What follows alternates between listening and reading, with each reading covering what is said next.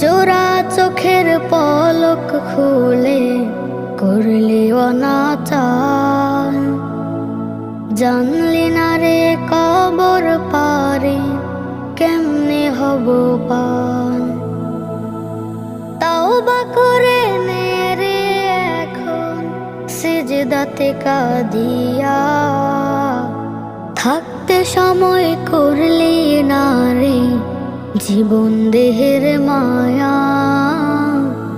এই সময় তো আর পাবি না পড়লে মরণ কায়া। থাকতে সময় করলি না রে জীবন দেহের মায়া।